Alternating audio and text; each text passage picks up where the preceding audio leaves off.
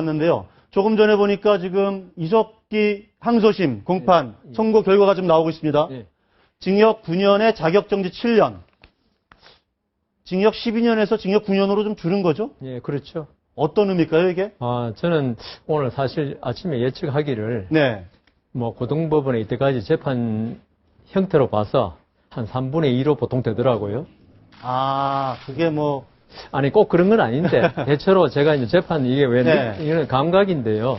예. 한 8년 나오지 않을까. 네. 근데 9년이 나왔으니까 뭐 좀 제가 틀린 건 1심 때는 제가 12년 그래가지고 뭐 12년 그대로 나왔길래 예. 뭐 상당히 감각이 있다 그랬는데 이제 저도 감각이 상당히 좀 무뎌진 것 같은데 그리고 직접 뭐 판사를 하셨으니까. 아니 그리고 이제 우리 재판에 있어서 양형에 대해서 대충의 그게 있거든요. 예. 뭐 말씀드리기는 뭐 합니다만은 네. 하여튼 판사들만 생각하는 그게 있습니다. 예. 그래서 한 8년 나오겠다. 예. 뭐 이렇게 했는데 9년 나왔는데 그 지금 중요한 거는 내란 음모 예. 이게 무죄 나왔습니다. 그죠? 내란 선동은 인정을 하고 예. 내란 음모는 무죄를 하면서 예. 3년이 감형이 된 거네요. 그러니까 이제 이 8년 이 사실 음모에 관한 사실 인정은 네. 재판관의 어떤 증거에 대한 어떤 신빙성 예. 이런 문제거든요. 이거 예. 이렇게 볼 수도 있고 저렇게 볼 수 있는 문제거든요. 그러면 재판부에서 이석기 의원에 대해서 예. 8년 그러니까 9년이죠. 8년 내지 9년을 선고하기 위해서는 1심하고 사실관계가 똑같은데 그냥 그렇게 감형 못합니다. 예. 그렇게 하면 안 되죠. 같은데 1심하고 사실관계 똑같이 해놓고 그래서 그 음모 부분에 관해서는 이 1심의 증거 인정이 좀 틀렸다. 그러면서 어떤 점이 틀린 걸까요? 그거는 이제 판결문이 나와 봐야 되지만 예. 그 음모에 관해서 1심에서 45번인가 45번 공판원인가 했죠. 예. 그 증인도 엄청나게 많이 나오고 예. 하면서 그 음모에 관한 증인들 증언을 좀 많이 들었는데요. 예. 그 중에 이제 그 좀 아마 2심에서 변호인도 공격을 했을 거고 예. 재판부로서도 좀 부담을 가졌을 거고요. 예. 그 뭐 통진당의 현역 국회의원에 대해서 그래서 징역을 그 정도 낮추기 위해서는 그 부분에 관해서 뭐 그렇지는 않았겠지만 예. 좀 그 음모 부분에서 증거를 좀 엄격하게 판단한 엄격하게 거죠. 판단한 것 좀 같다. 엄격하게 판단하면 믿을 수 없는 거 많습니다, 사실. 그렇죠. 예, 좀 헐겁게 판단하면 뭐 대부분 대충 증언 맞으면 인정해 유죄를 하면 되지만은. 그런데 이제 이석기 의원의 공판 이거는 뭐 전 국민적 관심사 중에 하나인데 오히려 그렇기 때문에 법원이 더 엄격하게 적용을 해서 내란 선동은 맞지만 내란 음모는 더 엄격한 이 부분은 증거를 제시해라. 예. 저것과 관련이 있을 것 같아요. 통진당 그 해산. 성당 해산 문제하고 그렇죠. 예, 관련이 예. 돼 있는 부분이기 때문에 특히 내란 선동은 인정되고 내란 음모가 인정되지 않았다라는 사실 자체는 분명하게 통진당 해산의 헌법재판소 결정에 저는 영향을 미칠 수 이게 아로의 실체와도 관련되고 예. 바로 실체는 인정한 거 아닌가? 그거는 아로의 그 정도 실체가- 우리가 예. 확실하게는 모르겠어요. 네, 지금 나온 봐야 걸로만 되는데 다 알 수가 없는데. 제가 그 지금 징역 9년 나온 걸로 볼 때는 예. 아로 실체는 인정된 것 같습니다. 그게 아. 인정 안 되면은 형이 이렇게 9년이 아로의 실체를 인정했고 예. 선동한 것도 맞는데 내란 근데 음모가 그거는 좀 더 봐야 되겠지만 예. 중요한 것은 뭐냐면 어쨌든 일정 부분 그 헌법재판소의 결정에 영향을 미칠 수 있지 않을까. 근데 그 생각합니다. 이게 음. 내란 음모가 그 무죄된 거. 네. 요 부분 가지고는 헌법재판소의 결정에 영향이 없고요. 아 그런가요? 예. 지금 아로가 예. 과연 국가를 실체하는 조직인가? 전복을 하려는 조직인가? 이게 통진당이 과연 그런 조직과 관련되는가? 이게 그렇죠. 지금 그런 헌법재판소의 예. 판단의 관건이 되거든요. 그렇기 때문에 제가 지금 판결문 지금 저기네요. 조직화된 다수가 아로 조직이고 근데 내란 이게 음모에 정황은 있다. 조직화된- 예. 조직화된 그러니까- 다수라는 것이 통진당과 어떠한 의미를 갖고 있는지를 그러니까 이제 판결문을 보면은 좀 예, 자세히 예. 알수 그렇지만 있겠죠. 판결문 봐야지 물론 우리 그 신 교수님 말씀대로 정확한데 저 이제 느낌으로는 그 아로의 실체를 인정하고 그것이 우리 민주적 기본 질서를 해하는 조직이다. 그리고 통진당은 이 아로와 연관이 이석기 의원을 매개로 해서 된다. 요거기 때문에 그 부분이 인정된다면 헌법재판소의 결정에는 이 내란 음모는 크게 영향을 못 미친다. 그러면 안 됩니다. 그러면 헌재에서 뭐랄까 정당해산 심판 예. 쪽으로 갈 가능성도 있다고. 근데 저 부분은요. 예. 제가 지금 헌법재판소가 지금 한 1년 됐나요? 예. 간지가? 1년 정도 됐을 겁니다. 지금까지 결정 안 내린 거는 예. 고등법원 판결 보고 결정 안 내리겠다는 게 아니고요. 아. 대법원 판결이 있은 다음에 판단하겠다. 결론을 내려도 내리겠다는 취지. 그 원래는 아. 뭐 지방선거 전에 나오느냐 후에 나오느냐 여러 가지 말들이 저는 많았죠. 절대로 지방선거제는 안 나온다 그랬죠. 그 선거를 의식했다기보다는 여러 가지 종합적으로 아마 판단을 하겠죠. 조심스러워야 네, 될 맞습니다. 부분이니까. 근데 그러니까 내란 음모 혐의가 무죄가 되면은 그게 한 3년 정도 깎이는 정도가 되는 겁니까? 저기 좀 전에 저 자막에도 나왔지만은 예. 내란의 음모의 정황은 있다고 지금 법원에서 아마 판결 이유를 설치할 때 이야기한 것 같습니다. 정황은 있는데 그러니까 제가 드린 말씀이 예, 그런 예. 우리 왜 심증언가나 심증언가나 물증이 없다는 예. 전형적인 거죠. 아. 그러니까 제가 아까 말씀드린 대로 네.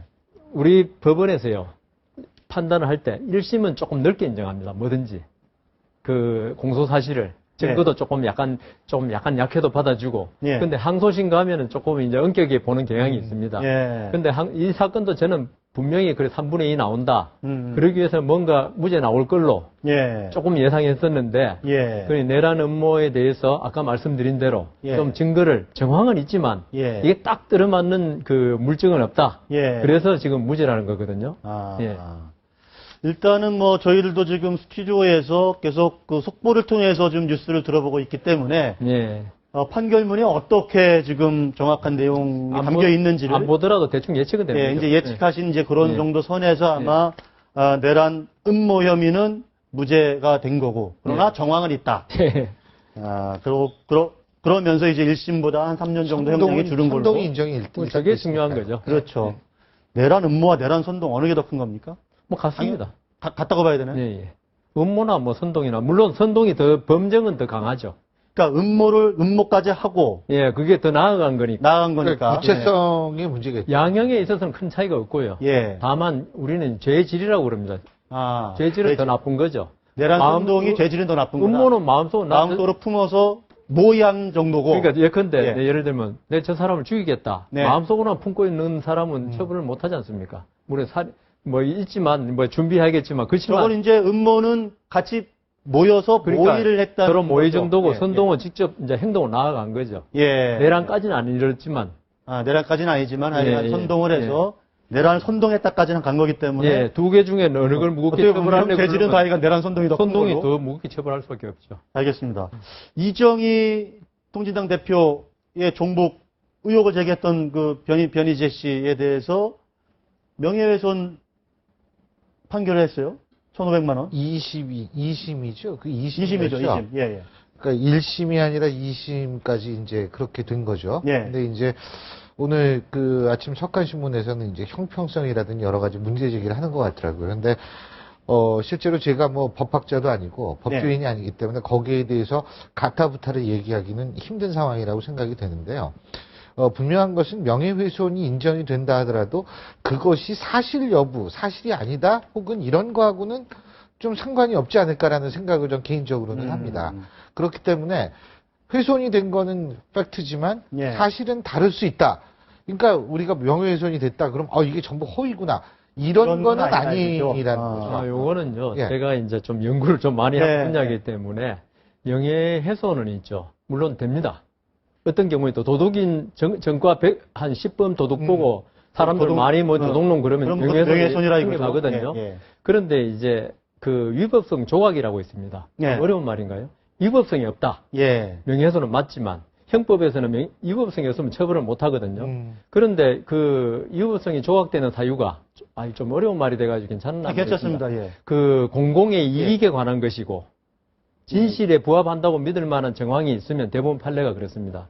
근데 이정희 의원에 대해서 종북이라 한 것은 이건 이정희 의원은 아니고 대표죠. 네. 그 공공의 인물입니다. 공공의 관심이 대상이 되는 인물이고 여기 대해서는 충분히 국민들이 이 사람이 종북이냐 아니냐에 대해 관심을 알 권리가 네. 있는 네. 대상인 인물입니다. 네. 저같이 뭐 개인적인 사람이 아니니까요. 네. 그다음 제일 중요한 거는 이게 진실이냐 아니냐인데요. 예. 진실이면 공공의 이익이고 진실이면 위법성이 없어가지고 처벌을 못 하는데 지금 이 판결에서는 그런 게 없다고 본 거죠. 그게 진실이 아니고. 진실 여부를. 그런데 네. 대법원은 예. 진실이 아니더라도 예. 각종 정황에 의해서 예. 이 사람이 그런 말을 할 때, 예. 변희재 씨죠. 할 때 예. 진실이라고 믿을 만한 충분한 근거가 있었다. 예. 하면 이거는 유보성이 조각돼야 한다고 봅니다. 아. 안 그러면은 그 어떤 공적인 인물에 대해서 아무도 비판을 못 하게 되거든요. 나중에 이게 진실이 아니면 처벌받게 되니까. 그렇지만 민주주의 국가에서 표현의 자유 이런 게 중요하기 때문에 대법원은 아니, 이게 제가 그래서 궁금한 게, 그럼 만약 통진당을 사실상 종북으로 규정해서 정부가 헌재에다, 그렇죠. 정당 예산 심판 청구를 한 거 아닙니까? 근데 그거랑은 좀 다르게. 아직도 종북이라는 게 확정은 안 됐죠, 아직. 아직 헌법재판소 결정 남았고, 네. 그 다음 헌법재판소에서 위헌 정당 해산할 때 그게 나오겠죠. 이 종북인지 아닌지. 예. 지금은 의심은 가나 예. 아직 확실하지는 않다는 거죠. 아니, 제 얘기는 이제 정부도 명예훼손에 해당이 되냐 이거죠. 아니 뭐 고소하면 한 판단해 봐야겠죠. 그러니까 통진당에서 고소를 하면. 예, 예. 지금 세월호법 지금 새정치민주연합에서 그 여야 합의한 내용을 뭐 재협상을 해야 된다 이런 목소리가 많아서 지금 비공개 요청을 하고 있거든요. 근데 그 부분은 전 크게 두 가지라고 네. 봅니다. 첫 번째는 뭐냐면 지금 이제 특검에 관한 부분인데요.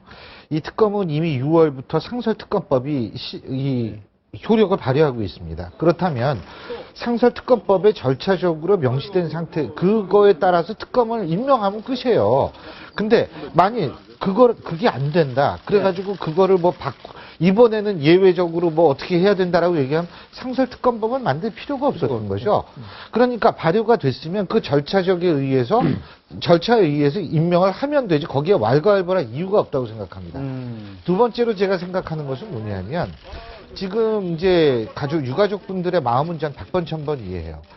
자기 자식이 죽은 입장에서 볼 때에는 자기가 정말 저래도 제가 직접 그거 다 낱낱이 밝히고 싶을 겁니다. 예. 수사권의 문제인데요. 하지만은 이제 그 심정은 제가 이해하지만 객관적으로 우리가 놓고 봤을 때 일종의 진상조사위원회에 수사권을 준다라고 했을 때 사실 그거는 여야 합의해서 될 수 있는 부분인가도 저는 의구심이 들어요. 왜냐하면 이거는 입법부와 행정부의 권한에 관한 문제고 상권 분립이라는 차원에서 본다면 입법부가 행정부의 권한을 마음대로 결정하는 결과가 되는 거거든요.